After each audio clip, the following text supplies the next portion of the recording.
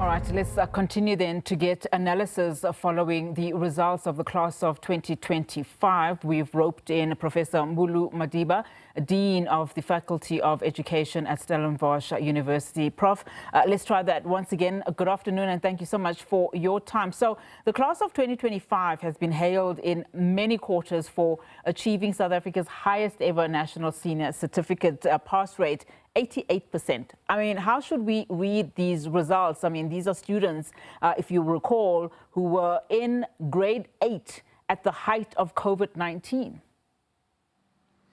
Yeah, no, thank you so much for inviting me.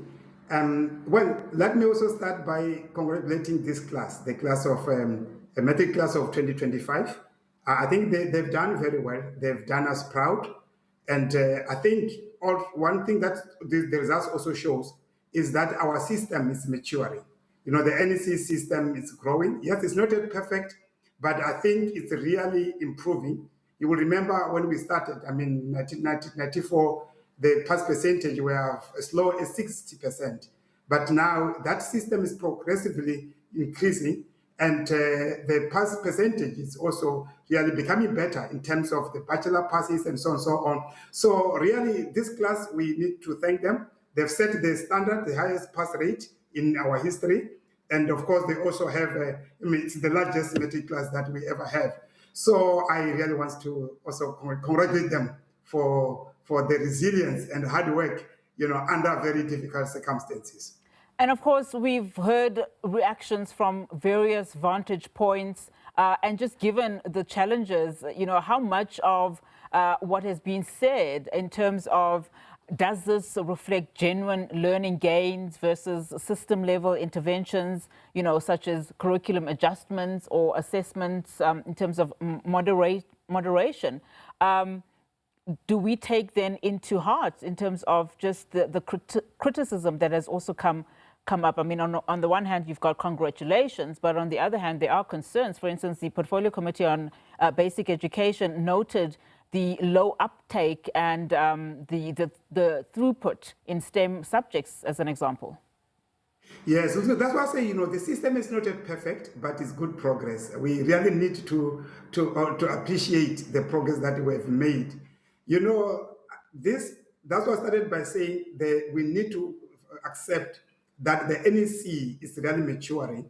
Now we don't doubt that if we see that is a bachelor, that bachelor reflects competencies that those learners have. So that has been tested through other systems like the national benchmarking test, trying to compare the two systems to where now we are, that we can really tell that whatever we see there, it is the real results.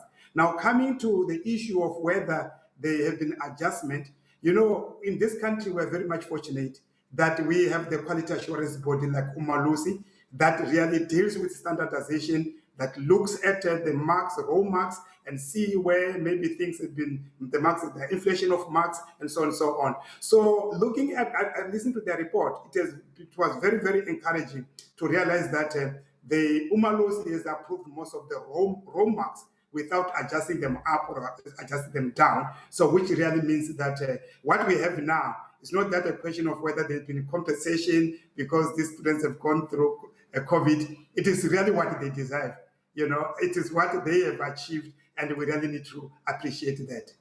Yeah, and I mean, just looking at some of the stats that we were also given, for the first time, all 75 districts achieved the pass rates, you know, above 80%. And when you hear, you know, provinces like the Northern Cape, for instance, speaking about, even the Eastern Cape, speaking about the low base that they come from, you know, 60s, 50s, is this then, this mark, a meaningful indicator of system-wide improvements, but notwithstanding the inequalities that still persist in most of these regions? Yeah, you see, you know what is interesting with this is that when you remember these provinces are not equal. Yeah. You know, some provinces are more advanced, more resources than others. Then others are more rural than being urban. But what is very interesting is when you look at this, you can see that the improvements, it cuts across more rural province versus the more urban. And in fact, as the results have shown, is that the inequality gap seems to be closing. You see students that are coming from the no fee schools.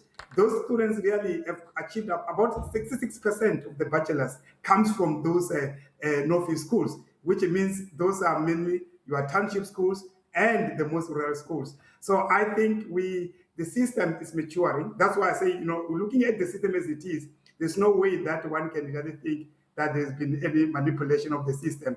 The system is growing, and I think that is very encouraging.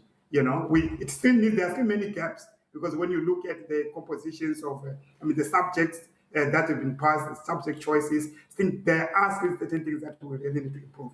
But I think it's encouraging that our system is maturing here. Yeah.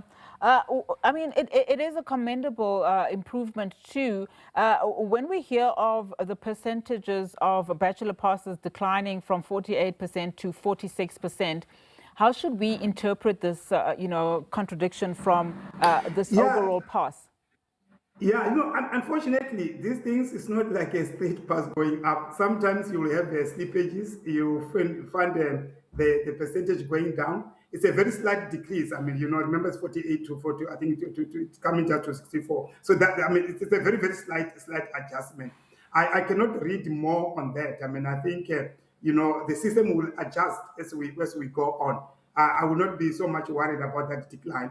But of course, it also means that the department, the schools, the principals need to work hard so that we don't see a decline. We really need to see a kind of improvement here.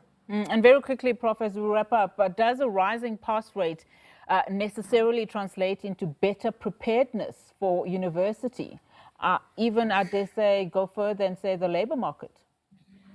No, not really. Remember this content and abilities. So, but as I said, we have tested that what we see from the NSC, it's now from the lessons we got from the national benchmarking test, is that this NSC result that we see really reflects some abilities that the learners have.